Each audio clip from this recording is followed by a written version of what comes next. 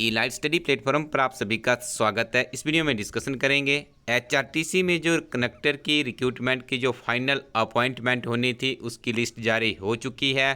Appointment के बाद जिन अभ्यर्थियों का यहाँ पर चयन हुआ है उन्हें कौन कौन से डॉक्यूमेंट लेकर के जाने होंगे, क्या उन्हें कौन से सर्टिफिकेट्स की आवश्यकता पड़ेगी, उनका मेडिकल सर्टिफिकेट कहाँ से बनेगा, उनकी ज्वाइनिंग कहाँ पर होगी, कितनी उन्हें सैलरी दी जाएगी, क्या उनका प्रोसेस आगे रहने वाला है, क्योंकि रिक्रूटमेंट यहाँ पे जिसके ऑर्डर किए गए हैं ये यहाँ पे कॉन्ट्रैक्ट बेसिस पर है। संपूर्ण जानकारी आपको इस वीडियो में देखने को मिलेगी और इस वीडियो के अंत में हम डिस्कशन करेंगे ऐसी कौन सी कनेक्टर की किताब थी जो कि इस प्रतियोगी परीक्षा के लिए बहुत ही सहायक सार्थक साबित हुई थी। साथ ही हम डिस्कशन करेंगे कि अगली कनेक्टर की भर्ती कब तक आ सकती है। तो सबसे पहले जितने भी कैंडिडेट्स थे उन्हें बहुत बहुत बधाइयाँ। इन्होंने भी एक काफ़ी लंबी यात्रा तय की। जैसा आपको ज्ञात है कि Himachal Pradesh staff selection board Hamirpur के माध्यम से इस भर्ती का आयोजन किया जा रहा था। हिमाचल प्रदेश सरकार ने भर्ती को विदड्रॉ किया और उसके बाद फॉरवर्ड कर दिया गया Himachal Pradesh public service commission Shimla की तरफ। और जैसा कि उनका वहाँ पे जैसे भर्ती एचपीपीएससी शिमला में गई, सिलेबस में परिवर्तन किया गया, लेकिन अभ्यर्थी नियमित रूप से हमारी टीम के साथ में जुड़े रहे और इन अभ्यर्थियों ने देखिए नियमित रूप से कड़ी मेहनत की और किसी भी तरह के खतरे से नहीं घबराए। जो जो उनको डायरेक्शंस दी गई हमारे टीम के द्वारा इसके ऊपर एक किताब भी बनाई गई थी, वो भी उन्होंने फॉलो किया था। बहुत से प्रश्न उस किताब में से पूछे गए थे। तो देखिए अब अंततः जब इस पीडीएफ में नाम आता है और आपको ज्वाइनिंग देनी होती है तो ये काफ़ी खुशी का समय होता है और ई-लाइट स्टडी टीम इसी पीडीएफ के लिए इंतजार करती है कि उसके पढ़े हुए या इस यूट्यूब चैनल से जुड़े हुए अभ्यर्थियों का नाम भी इस पीडीएफ में हो। तो आपको बता दें जो 357 थे प्योरली कॉन्ट्रैक्ट बेसिस के आधार पे भर्ती प्रक्रिया है। अभी आपको बता दें जो अभी तक कॉन्ट्रैक्ट के नियम हिमाचल प्रदेश में उसका 2 वर्ष का कॉन्ट्रेक्चुअल पीरियड है। तो ये कॉन्ट्रेक्चुअल पीरियड में जो सैलरीज दी जाती है उसमें देखिए आप यहाँ पे 60% जो अभी नया पे कमीशन इम्प्लीमेंट हुआ है तो यहाँ पर करीब 20,200 के आसपास इन्हें सैलरी दी जाएगी। 2 वर्ष के बाद इनकी सेवाएँ रेगुलर कर ली जाएगी और उसके बाद फिर इनको जो फुल फ्लैश्ड जो एक सैलरी का एक प्रारूप है हिमाचल प्रदेश में वो उन्हें दिया जाएगा। उसके बाद 2 वर्ष के बाद इनका पे कमीशन रिवाइज्ड होता है क्योंकि उस तब तक इन्हें एक प्रोविजनरी पीरियड से गुजरना पड़ता है। लेकिन हो सकता है आने वाले समय में देखिए कुछ हाई कोर्ट के पेंडिंग ऑर्डर्स भी आए हैं जिसमें कहा गया है कि कॉन्ट्रैक्ट भर्ती नहीं होगी। तो सबसे पहले तो देखिए आप लोग ज्वाइनिंग कर लीजिएगा, उसके बाद जो भी सरकार के आदेश और न्यायालय के आदेश होंगे उनके अनुरूप आपकी सर्विस आगे चलती रहेगी। और यहाँ पे भी क्लियर कर दिया गया है कि 15 days training before deploying them on active duty also you are directed to adopt following procedure before deploy on the 15 days की ट्रेनिंग इन्हें दी जाएगी फाइनल स्टेशन पर पहुँचने से। Issue call letter to all the candidates for verifying of the documents भी verify होंगे। After verification of documents issue appointment letter to all the candidates thereafter complete all codal formalities before accepting their joining. In case 15 days training is not completed successfully by the candidate to the satisfaction of management, then his contractual agreement will be automatically stand cancelled and this condition may be incorporated in the appointment letter. तो यहाँ पे देखिए आपको भी थोड़ा सा 15 दिनों की जो आपकी ट्रेनिंग होगी अच्छे से सिंसियरली करनी है। और एक बात आप हमारी टीम की याद रखिएगा, पूरे जीवन भर यदि आप सिंसियरली और अनुशासन से एचआरटीसी में काम करेंगे तो आपकी आगे की यात्रा भी अच्छी होगी। यदि आप किसी तरह की कोई नेग्लिजेंस इसमें बरतते हैं तो ये आपको आने वाले समय में भी जो आपकी सरकारी सेक्टर की सेवा होगी उसमें कोई ना कोई आपके लिए दिक्कत खड़ी कर सकती है। तो ये सारी कोडल फॉर्मेलिटीज़ आपकी ज्वाइनिंग के बाद होगी। तो यहाँ पर देखिए ये वो कैंडिडेट्स थे जिनकी सिलेक्शंस यहाँ पर हुई है। सिंपली अपने टेलीग्राम पे जाइएगा, वहाँ पे टाइप कीजिए ई-लाइट स्टडी, वहाँ पर पूरी के पूरी पीडीएफ हमारी टीम के द्वारा इसको वहाँ पे अपलोड कर दिया गया है। अब देखिए जब ये पूरा जैसे आपको एक बहुत से अभ्यर्थियों को यहाँ पे एक और दिक्कत होती है, जब आप देखिए ज्वाइनिंग देने जाएंगे तो आपने क्या करना है, इस ऑर्डर का देखिए स्टार्टिंग में हम आपको यहाँ पर बता देते हैं।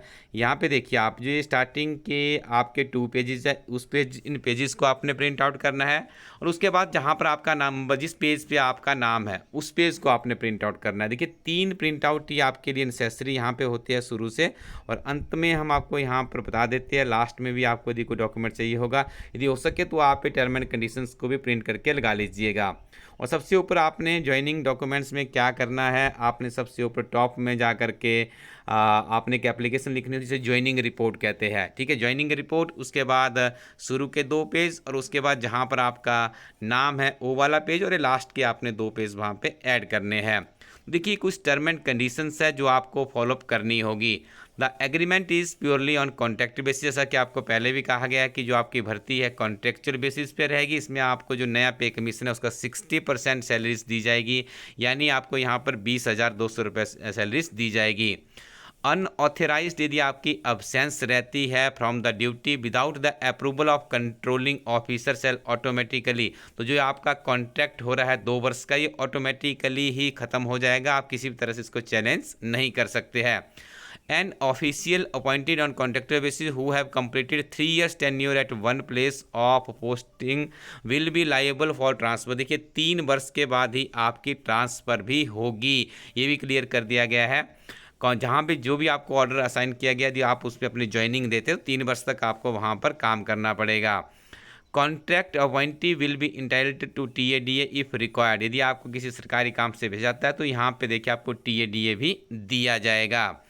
Contract appointee will be entitled for 1 day schedule leave after putting 1 month service. देखिए 1 महीने यदि आपने 30 दिन का काम कर लिया है सक्सेसफुली, तो उसके बाद आप 1 कैजुअल लीव के हकदार बन जाते हैं।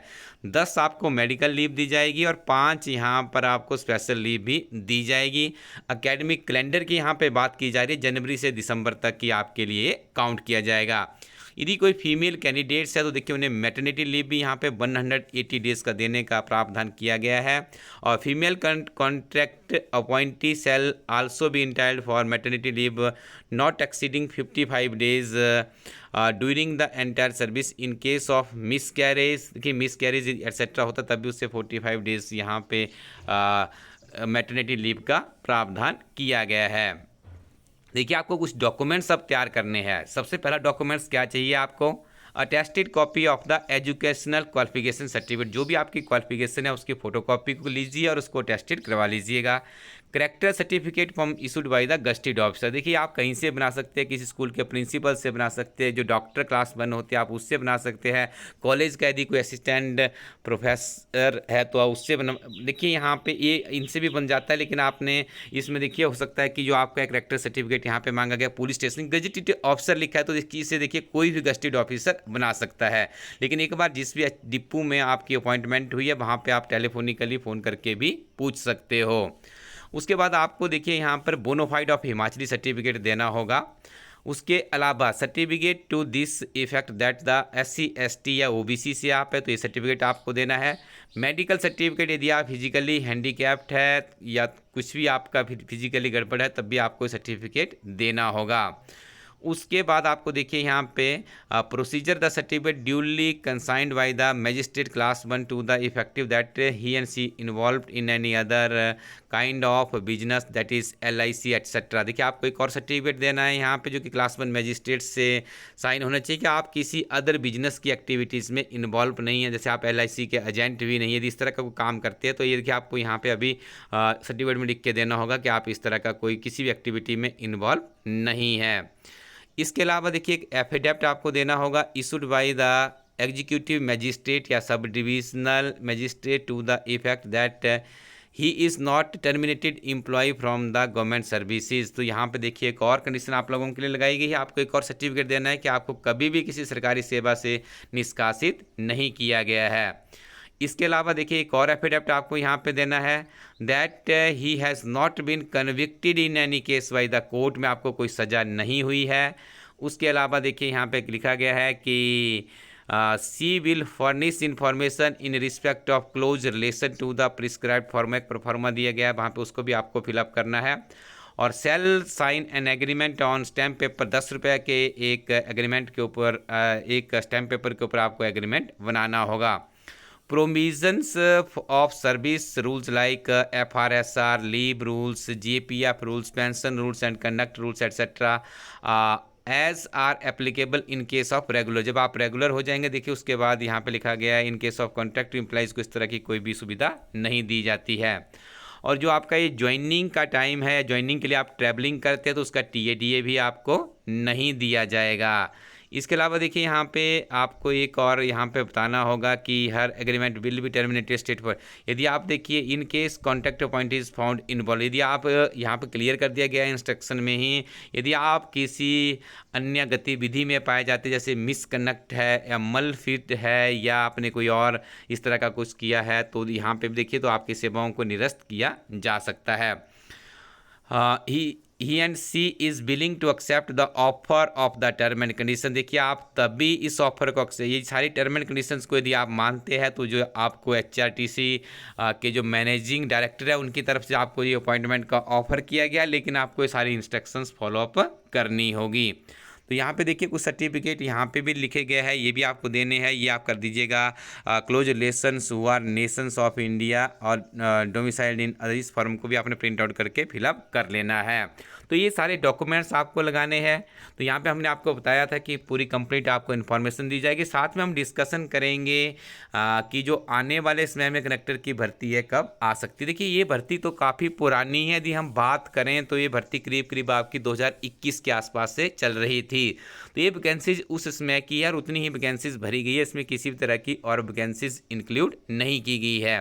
यदि उसके बाद का आप देखेंगे तो करीब 2.5 या 3 साल होने को है। HRTC में बहुत सी रिटायरमेंट्स भी हो रही है और नई नई आप देख रहे होंगे नई नई बसेस भी आती है, तो वहाँ पर भी आवश्यकता होती है। तो इस हिसाब से यदि हम बात करें तो HRTC में इतने कनेक्टर और रखे जा सकते हैं, इससे कम आंकड़ा ज़्यादा भी हो सकता है। तो जिन अभ्यर्थियों ने सोचा है कि वो HRTC में कनेक्टर के रूप में अपनी सेवाएं देंगे, अभी से अपनी तैयारी में जुट जाइएगा। इस वीडियो के डिस्क्रिप्शन में हम आपको एक किताब बताएंगे, इलाइट स्टडी टीम की बुक है, न्यूली लेटेस्ट अपडेटेड जो HPPSC शिमला का सिलेबस है उसी के अनुरूप बनाई गई है। उस किताब को आप एक बार स्टडी कीजिएगा, आपको बहुत लाभ यहाँ पर मिलने वाला है। उस किताब से देखिए पिछली बार भी बहुत से प्रश्न पूछे गए थे। आप सिंपली इलाइट स्टडी कोरोटिन वेबसाइट में जाकर के भी उस किताब से आप पढ़ सकते हैं और अभी से आप तैयारी कर लीजिएगा, तभी आने वाले समय में देखिए जब इस PDF में आपका नाम तभी आएगा जब आप अभी से तैयारी करना शुरू कर देंगे। तो अभी एक कंप्लीट जानकारी आपको हमारी टीम के द्वारा दी गई है। यदि आपको कोई डाउट्स या प्रॉब्लम्स अपनी ज्वाइनिंग में आती है तो आप हमें कमेंट सेक्शन में भी लिख सकते हो। Thank you very much, keep watching elite study YouTube channel.